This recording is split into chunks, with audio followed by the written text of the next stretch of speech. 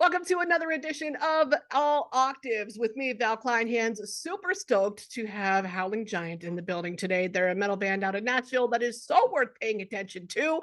Zach and Sebastian are here right now joining us. Gentlemen, welcome. An absolute pleasure. Hey, how's it going? Hey, thanks for having us. Yeah, I'm stoked for the new album. We're going to talk all about that and then go into the history of you guys a little bit too. But I think the beginning is as good a place as any to start. So Nashville and metal band might not seem like they belong in the same sentence. And that's because we forget that Nashville is a melting pot for any genre of music, just in general. Do you ever find that Nashville is like oversaturated with musicians? Was it hard to break through? So, I mean, when we first moved down here about 10 years ago, we really made an effort to try to go out and find the different scenes. It just depends. Different parts of town kind of foster different sounds. East Nashville, for example, kind of the hip part of town, you can get some really awesome hip hop, but then you could turn a corner and go to a grungy bar and hear like crazy black metal. It's just like whatever you're feeling, that kind of exists. You have a lot of people who come here to make a living doing music, and oftentimes their day job is just writing songs for pop and country, but then to blow off steam they're off doing the genre they truly love. So you can get a little bit of everything. It's really cool. The dark underbelly ends up prevailing, as always. That's right. I love hearing it. Well, so was going in a somewhat progressive stoner metal type direction. Was that a conscious choice in the beginning, or did that develop later? So in the early days, kind of started with the guitarist and I, Tom. This was kind of a joke project about our Dungeons and Dragons campaigns. Yes. And as other, quote, serious bands that we were in fell apart, we were like, well, this is fun. So we were just listening to like Mastodon and The Sword and Red Fang and Queens of the Stone Age. And we were like, yeah, this is fun. Like, I think we were overthinking stuff in different projects, getting way too progressive or technical. And we were like, you know what? You can have a bitch and riff that's like 4/4, and it's way more fun to play every time. So we just kind of came down to Nashville with that. And because we had a bunch of other buddies moving down. And as our other bass player left, we found Sebastian very luckily, and he kind of fit the vibe. He saved us, because even with all the musicians around here, it is hard to find somebody who wants to be in a full-time band and commit that time as we have been. Okay. Because everyone else is kind of spreading themselves thin, but our thing is all about like we are in this project. Everybody is in 100%. So thank goodness we found Sebastian to come in and join us on that mission. Yeah, Sebastian, where were you at musically when you met them? Were you into the same type of stuff? Honestly, not really. I wasn't super into sort of like the psychedelic rock or stoner rock sort of scene. I came down to Nashville. I was originally from Philadelphia, but I came down to Nashville to study music. So I went to Belmont. And then as I was going through my years in Belmont, I kind of had, I was in a few different bands, everything from, glam rock to, butt rock. And so I was like dipping my toes in a little bit of everything. But then I just, one night just connected with Tom at the bar that I used to work at, and it just kind of went from there, and from joining Howling Giant, I've been exposed to so many amazing bands and this genre of I know it's stoner rock, stoner metal, that's kind of all encompassing, but yeah, I guess to shorten it, I didn't really know much of anything before I joined. Well, you're a quick learner. And there's a freshness to that, I would say, like if you're just in a band where everybody listens to Black Sabbath, you're probably going to write something that sounds like Black Sabbath. So to have Sebastian come in and give kind of a refresher here, and then we're just all trying to draw in inspiration from all corners here. It just like it creates a little more diversity in the project, which is definitely helpful. I know. And it all, of course, it all starts in the bar too. That's where all the good stuff starts. Right. Oh, I love that so much. So I know at least we talked about this a little bit. There was at least one lineup change in the past. How did you navigate that as a band, and why do you think it's so hard to like for musicians to commit to stay in one and take it as seriously as you guys take it? Yeah, I mean, so in our time as a band, we've seen good buddies in bands, you know, rise and fall very quickly, and it's all about consistency, really. I think a lot of younger bands don't always realize all the work that kind of goes into it, and you're sacrificing whether you got to bail on a shift at the bar that night, not make as good money to go play a show where you're only gonna make a t-shirt sale. There are just these little sacrifices that can definitely wear on people for sure, especially in the early days of touring and financing a record on your own, all that good stuff. So I understand that wearing down on people. But I think we kind of all agreed early on to just keep going. And you can see it these days, you know, the guys that are doing it. I mean, Clutch is such a great example. Yes. The ones who have been doing it the longest, really, they're amazing musicians, but they're amazing musicians and great businessmen because they keep showing up. That's just kind of what it is. You learn your lessons, you keep moving on, and you do better the next time, you know? Yeah, when I get to know bands like that, whether it's Clutch or Mastodon's another good example, what you can absolutely tell that Bill and Brent and Braun and Troy, they are there for each other outside of Mastodon, just as brothers.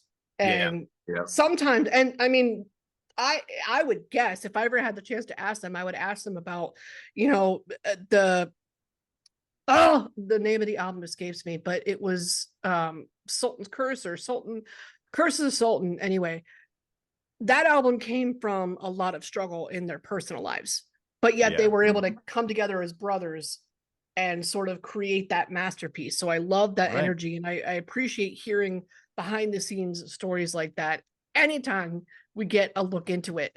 You guys have navigated plenty of hard times already. I mean, well, every musician did, especially with the pandemic in particular. You had to get creative with staying in touch with your fans. Everybody had to get creative with staying in touch with their fans. What did you do to keep them engaged, and what were you doing to stay relevant at that time? We started Twitch streaming. And we really didn't know what else to do because we were about to jump out on a European tour that got shelved within, you know, the first few weeks of or just a couple weeks before it even started. So we really didn't know what to do. And like you said too, we were all working in bars, and so all those music and bars, we had nothing to do. We needed some sort of consistency to remain sane.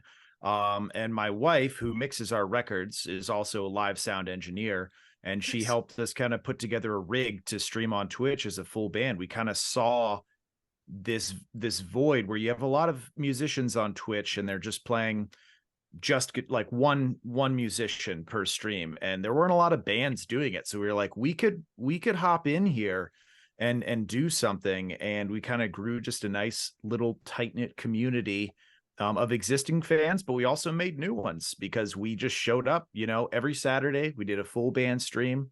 We were streaming Dungeons and Dragons campaigns during the week, or Tom and I cooked.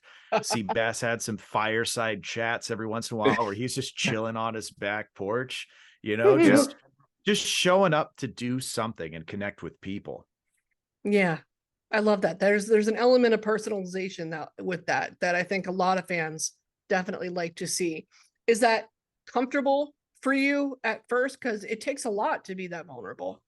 It was weird at first, for sure, right? I mean, like, at first it was kind of like, you know, we're testing this thing out, and you know, we hope that we're doing well. And you know, we would constantly be overcritical of ourselves and just kind of frustrated. But as we got into it and as we found our groove, you know, it just got immediately comfortable to the point where we felt like we've created this, you know, this fan base online that feels more like a family, you know. Right. Mm. And it's just weird in the beginning when you're playing what feels like a show. There's a little bit of a delay in the chat for what people are seeing, you know, so you could finish a song and there's a full 15 to 20 seconds before people finish the song there. Mhm. You're not feeding off the energy of a room. You're waiting for someone to say something about what you just did. So you're just kind of kicking around, but you kind of learn to fill that space. Mhm. But yeah, for a while, we just like, you know, finish a song. If we're at a show, you get a reaction. Not online. It just takes a second. So it's just kind of adjusting to that. Just kind of funny in the beginning. But we got there. We all got there. Yeah. Yeah. Well, how did you adjust? Were you telling jokes? Were we just chatting? Right. Yeah, pretty much just chatting. The funny thing about Twitch is just like we would do something for 3 or 4 hours and we're not playing that whole time. A lot of it is facilitating that conversation on Yeah. the side. Or just like, I mean, how many times we just screw around and Sebastian just pulls out a riff from some song that he remembers and we learn something Yeah. on the spot, you Yeah. know? So it's just like little this, little that. Another We big thing we also would do would we let people choose the names of songs and like come up with song names, and we would write a jam on the spot Oh, too. yeah. fun. Okay. So doing stuff like that, just like fun interactive stuff that you know, and some of those jams have made it, you know, made it on the record really. So it's kind of cool. Yeah, one from the early days, we would save all the clips of just the improv, and one of them we were calling Dragon of Time. At the time, somebody's like, just write something called Dragon of Time. And we came up with this cool progression, and now it is on Glass Future. We wrote it into a song, you know, rearranged it, and that's Tempest and the Liar's Gateway. So Nice. just little bits, you know, we would get our writing done in front of people. And again, that's kind of something that felt really personal before, where you're just kind of in the room and you're hiding your riffs and everything else. And Mhm. then you wait to release it upon the world. But then there are a couple people that were like, this song's amazing. I remember it years ago on the stream, and now I hear the full version on this record. It's so cool to watch that develop. Yeah, the evolution of it and the final mixing, and it's like, I don't know, this is what that could have turned into. I had no idea, but here it is in front of Yeah. our face. It's amazing. Is that maybe what happened with Rooster? Like, were you, because that was your cover, Yeah. and I love the cover. It sounds really good, but is it possible that that maybe stemmed from just playing around on Twitch? Were you doing cover songs on Twitch, and that was just maybe one you pulled that you really liked? So that one was actually, so Magnetic Eye, the label that we're on, does these Redux records, and we started ages ago and did a Pink Floyd one. We did Matilda Mother, but they'll do full records covered by bands, and they'll do companion records of like the hits or something from the side. And they decided they were going to do all of Dirt. So they reached out and you know, they were like, do you want to do a song? And we were trying to pick something that wasn't as much of a hit, and they were like, no, you have to do Roosters. So of course we were just like, you're gonna give us the big one? Like, there's somebody much bigger that could do that better. But we really spent time on that and really worked on the arrangement. So we've done that. We've done a Black Sabbath one, like Lord of This World, and that's more of like, that's all facilitated by the label more so. But we kept saying yes. And then eventually we were like, we can't become a cover band only. We have to write, we need to write a record of our own material.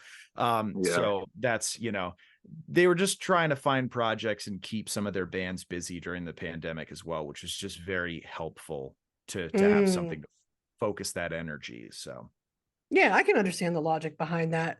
But so where is the line? Because I think that is something that bands struggle with. I mean, they might start with a lot of covers just so people recognize them and start to know their name and know them in a more familiar way than maybe they would with just an original tune.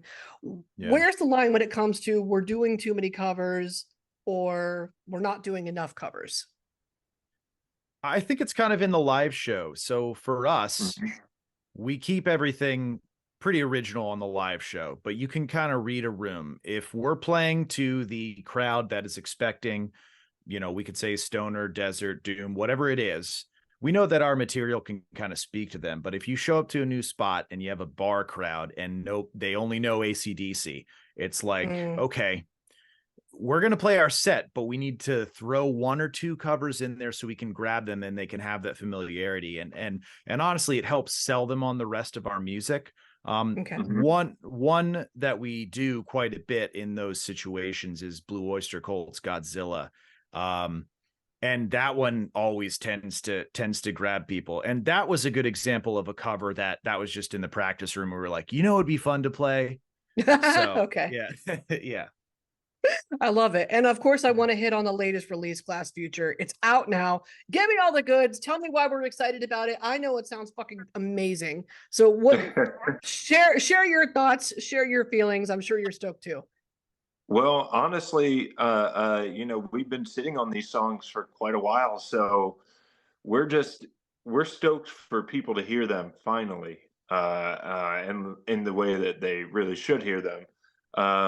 And it is hard to because some of these songs we finished writing a year ago and some even farther than that. So okay. to be sitting on these songs for so long and wanting people to hear them, now that it's finally out, it's like, it just feels great. So yeah, with that, like some of the songs being so long ago, it's like we haven't touched them live because we're not going to reveal too much too early in a live set. So now it's like we need to go back and relearn some of them. So that's it's like, oh yeah, we should probably play that one live now. Yeah, sounds good. I guess I have to learn those parts I wrote a year ago.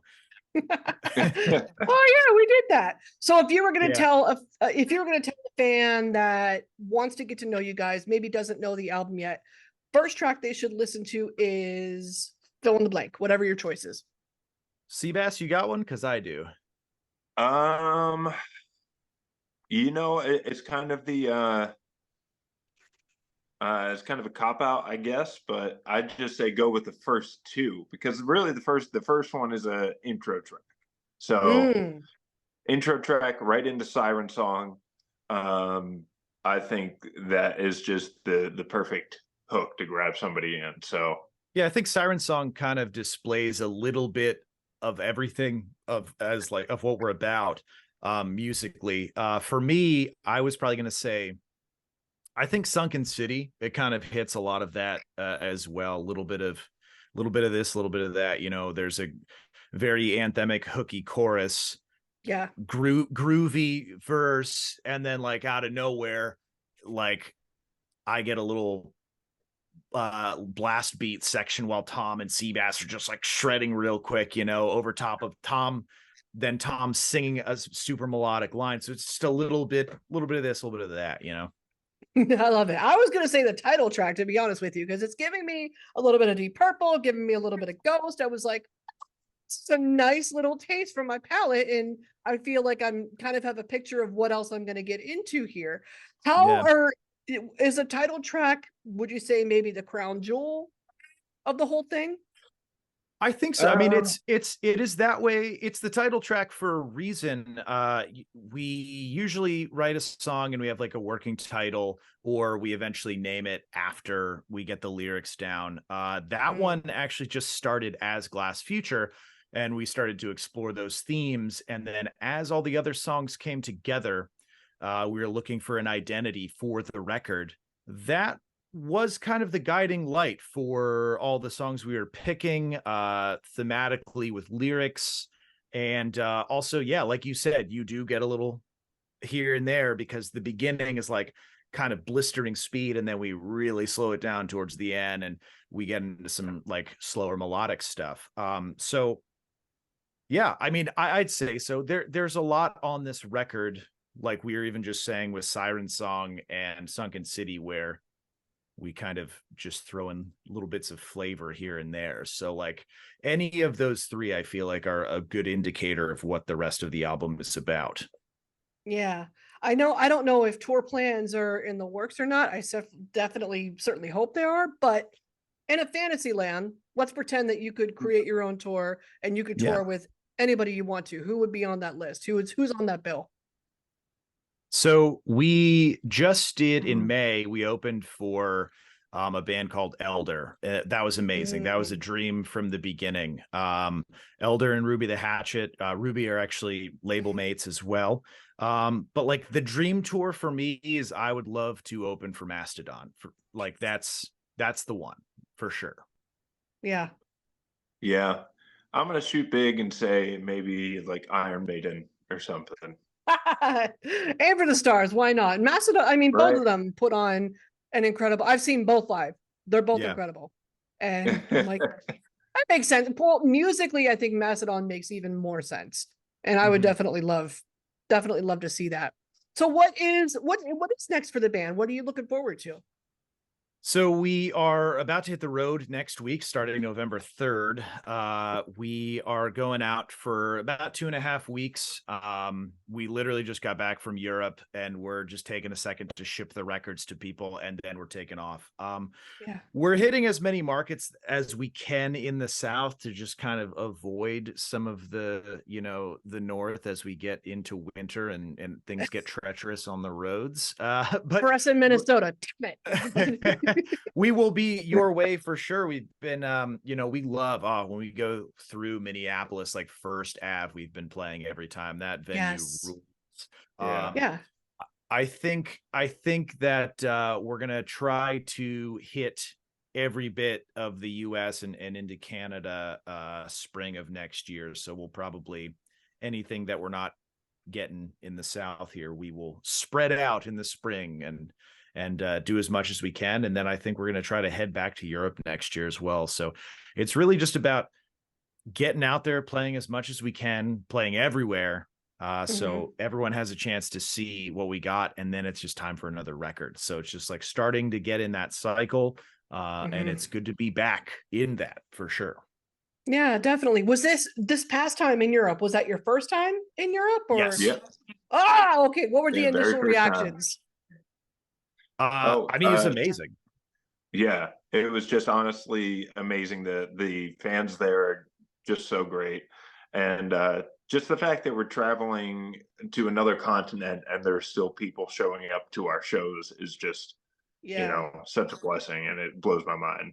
Yeah, we've been fairly relentless with US touring, and Europe's been kind of a tough nut to crack. So there were people there who were just like, I've been listening since your first EP. I have each CD and stuff like that. Is like, that's just insane. They drove hours to come see us because the closest we were was, I don't know, Milan, or the closest we were was Munich, and they just traveled hours to come check it out. It was a really cool experience sometimes too, where you'd have somebody in the front row singing every single word.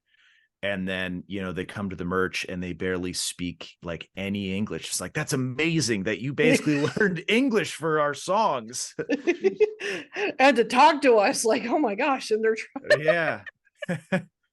That's so really all of the English was based around, Dungeons and Dragons and wizards and stuff. So if we can communicate in that way, you're good.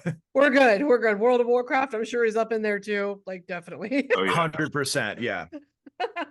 Do you usually play as orcs or elves? How do you like to play? Ooh, that's, I like changing it up. I feel like every character I'm going to try a different class or race whenever I'm playing any game. It's fun to get like a big two-handed or like warrior orc, but like an elven mage, like there's some cool stuff there too. There is. Why do you think in particular that Europe maybe took a little bit more time to crack, so to speak? Why do you think it took a little bit more time to resonate with that audience? Well, it's not necessarily that it took time to resonate with the audience. It's just it's tough to plan out, because there's a lot more a lot more expenses involved, like just in getting over there, because like we're renting all the gear. You got to get a vehicle over there, and everything else. Like Seabass said earlier, we were supposed to go March, April 2020, and it took this long to kind of get the rebook together. Mm. So, but the nice thing is once you go once, people start to know you and it gets a little easier to book. And when you're in the Rolodex for those festivals, Okay. you know, that kind of makes it all worthwhile. So just glad to finally get over there. And now hopefully we can just keep it going. Keep going. Now you've got the contacts. Now you've got the network involved, because the flights alone are expensive as hell. I've seen them. Right. Like that. I can't imagine trying to do a whole tour with it. Yeah, I mean it's pretty crazy. We actually went over with some label mates from Philadelphia Heavy Temple, and that definitely helped because we're a 3-piece, they're a 3-piece. We were able to get in the same van and kind of split costs, and that was just like so helpful. And you got some buddies out there with you, you know. There's just, it's nice to have a little clan moving around, you know. Nomadic musicians together. So yeah, so you're not feeling totally alone. There's at least somebody else. Got it. Yeah. Well, I'm looking forward to everything that's coming forth. I can't wait to see it all. Thank you so much for hanging out with me. Thank you both for your time. Yeah, thanks for having us. Thank you so much.